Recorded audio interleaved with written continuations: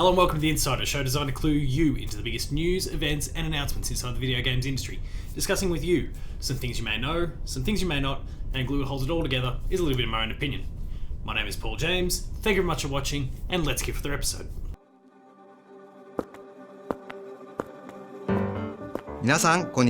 Hi everyone! Nintendo are back in the news this week with the reveal of the Nintendo Switch Lite.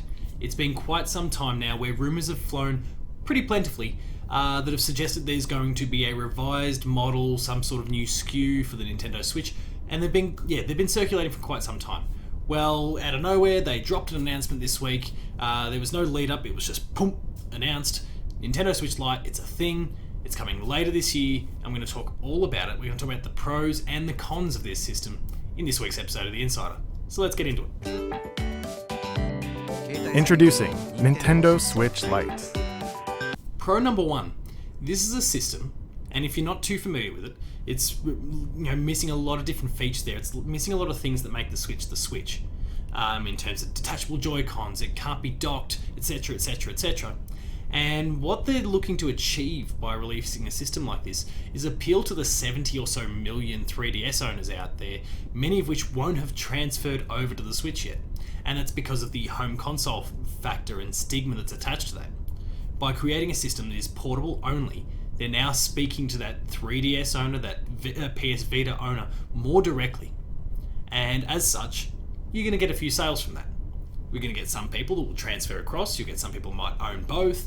There's lots of different scenarios that can play out here, but it's going to equate to high sales. It's perfect for the handheld only person.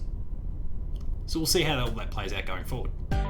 This version of Nintendo Switch is dedicated to handheld play, and as such, it's compact, lightweight, and easy to take with you on the go. Con number one, and that's the price. The Nintendo Switch, the regular Nintendo Switch, retails in Australia, and I'm going to focus specifically on the Australian price, for $399 US. Con number one, the price. And we're going to focus on Australian dollars here. Normally the Switch would retail for $399 Australian dollars, and the Switch Lite is going to retail for $320 Australian dollars. Now the thing is, the things that are being removed, the features that aren't present, like I discussed before, so no detachable Joy-Cons, no dock, is it going to be, how is it going to be compatible when it comes to Labo? There's a whole bunch of different things here. There's going to be additional Joy-Cons required for all games to be fully compatible. There's if you just want to look purely dollars, $80 of value has been removed from the existing Switch. But those things that are missing, the dock, the extra Joy-Cons, the compatibility with certain games, that adds up to far more than $80. So what we're getting here is a system that is lesser in quality, lesser in value in turn, which makes sense, but the amount that it's been dropped in price by is not equal to the subtractions that have been made. And that's going to cause a lot of headaches for some people who are existing owners. They like the Switch and they want to get a secondary system, one that is equipped for that portable only play, but they're not getting the value for the money that they're perhaps deserving of by making that purchase. So we'll have to see how that plays out going forward.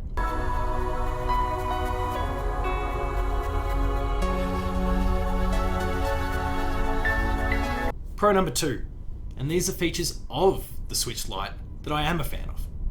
Firstly, I'm going to talk about the enhanced battery life. It's not a huge, massive improvement, but the average game the battery would last between 2.5 to 6.5 hours, and that's increased from 3 to 7 hours. So you're only getting an extra half hour per charge, but that's still an improvement, and that's still great, and that bodes really well for things going forward. I'll be curious to see how that progresses going forward. We might get more revised editions, we might get improvements to batteries going forward, maybe we have some exchange sort of program a la what Apple's done over the past. That's a great improvement, not a massive one, but a great improvement. And of course there's the D-pad. The D-pad is back. What we had before with the Switch were specific buttons for up, down, left, right, and now we're back to our D-pad, our traditional D-pad model there, and that's a great improvement as well. First off, since Nintendo Switch Lite is a dedicated handheld, it won't connect to a TV. Con number two links back to our pricing thing. And now I'm going to be comparing different regions. And this, I think, further enhances the point that I made before. We've got all these subtractions, and that's fine. Again, like if that speaks to you, that's great. But one of the things that really bothers me out of this is the pricing thing. And I think there's our Australia tax. It's all those sort of little factors that are coming into play here. But let's look at the raw dollars for starters. The Switch in the United States retails for $300 US dollars. The Switch Lite is coming out for $200.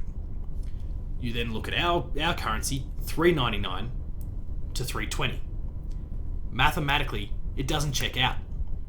If you look at the way that currency conversion works, if I say 10 Australian dollars, that's going to work out to be about 15 US dollars. And that's how our currency converts. And obviously that fluctuates and all those sorts of things. But in no scenario does that mathematically work. It boggles my mind that like if they're going to create a $100 US drop, then that should equate to something much more, again proportional because the value of the Switch is higher in Australia to begin with. But in theory, that should equate to, say, a $280 Switch out here. We lose about $120 of value off it. Maybe $270, whatever that sweet spot is. There's a dollar value in terms of marketing speak that's really important and what jumps out at people off the shelf. But a $320 Switch doesn't necessarily attract. Like if you're looking at $320 versus $399, that difference doesn't speak to a general consumer.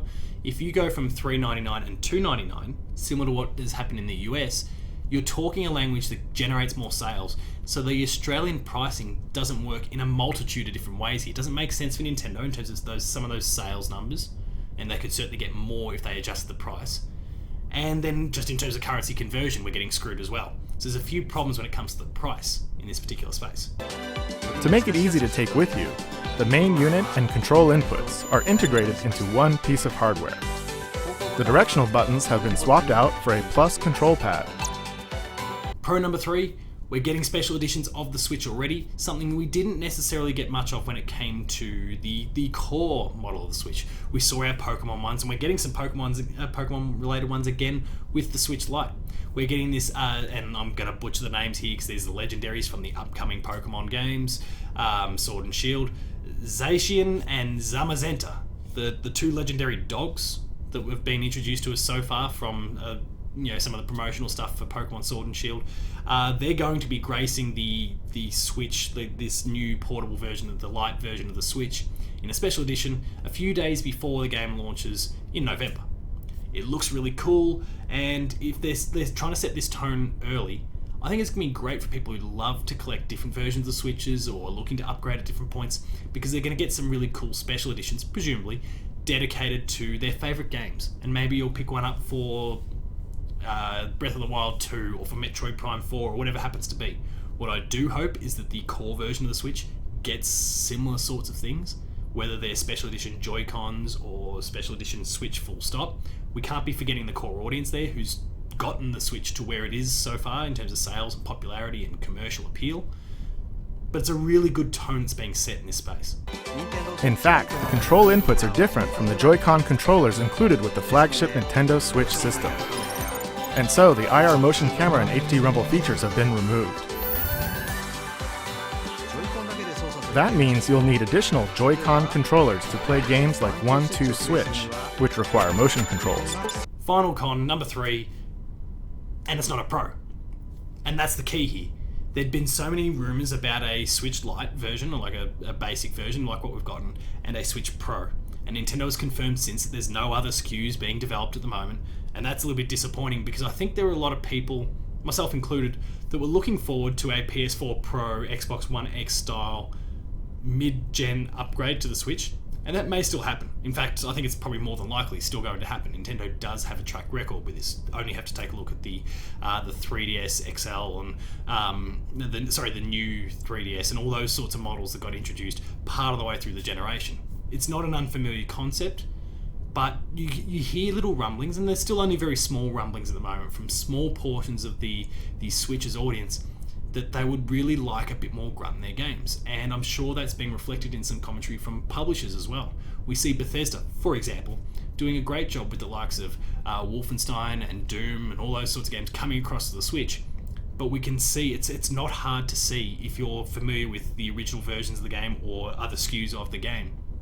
It's not hard to see that these are visually lesser products.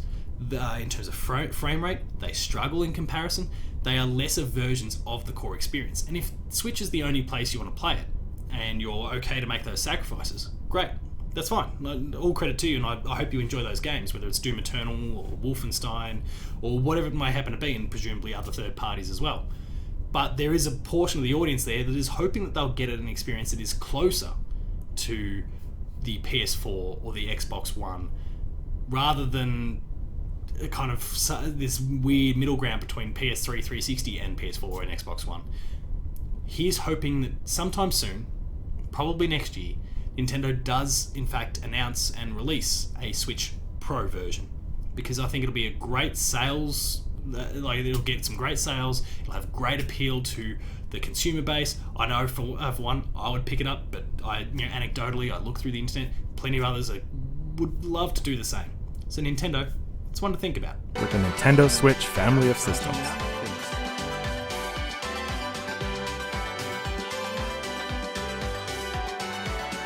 So that concludes this week's episode of The Insider. I hope you enjoyed it. If you did, please consider liking, sharing and subscribing. All those buttons are down below here, and hit the notification bell. That way you're alerted to every new video the moment it goes live on the channel. That includes Patched, The Insider, Player 2 Plays, Late Game Review, Gamer School and a whole bunch more. Visit the website player2.net.au where you'll find reviews, previews, opinion pieces, plenty of Nintendo related stuff and a whole lot more. There's some great stuff there. The Writer's Draft, go and check it out. We're on Patreon, patreon.com/player2au, and consider kicking a few bucks. At the lower tiers you get early access to episodes, higher tiers you get monthly episode exclusives. Finally, there's Twitter. You can find me at Paul James Games, and the website is player2au. That wraps up this week's episode of The Insider. The Nintendo Switch Lite is a cool concept, and I'm sure it's going to do very, very well. I don't know about that font. That was all very weird. We'll chalk that one up as a loss, but we'll ignore it. No big deal. Thanks a lot for watching, and I'll see you next time.